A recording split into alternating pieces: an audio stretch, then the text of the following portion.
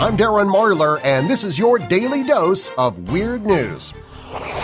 Scientists think they've figured out a way for people to feel happier, but applying it in real life might be a little weird. It involves getting a whiff of a happy person's armpits. According to a Fox News report, it seems that we humans secrete chemicals in our sweat that reflect our emotional states, and people who happen to get a sniff pick up on the vibes. In the experiment, Dutch researchers had men watch happy, scary, and neutral videos with absorbent pads on their armpits. Afterward, they had women sniff the pads, keeping a close eye on their facial movements. Sure enough, when they sniffed the fear pads, muscles associating expressions of fear were active. The same applied to the happy pads. And then they were told they were smelling armpit sweat, and immediately everybody gave an expression of disgust. P.U.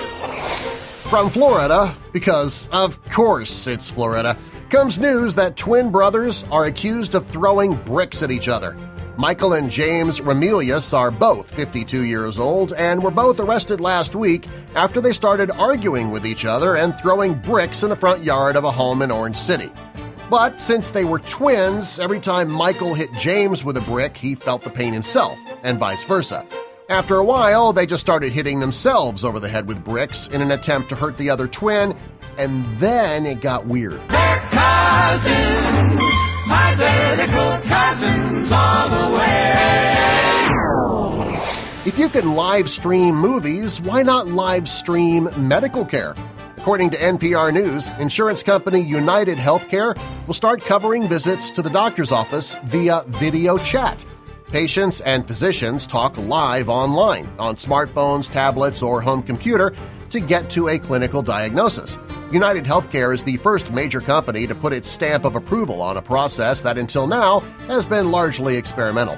3 mobile doc startups, Doctor on Demand, Now Clinic, and Amwell, are the initial providers. And to keep it feeling like a true doctor visit, once you log in on your computer, you're asked to undress, and then you have to wait 15 minutes for the doctor to finally come on screen. The IRS said that identity thieves hacked the IRS website and stole the personal data of over 100,000 taxpayers. Perfect! Just wait until the government is in charge of your medical records. A man and woman have been arrested in Florida because, of course, it's Florida, after police say they stole more than $300 worth of meat from a grocery store. Deputies say that 48-year-old Doris Rowe and 54-year-old Kenneth Edwards drove 26 miles to a Winn-Dixie store where a manager saw Rowe stuffing meat and other items into her pants.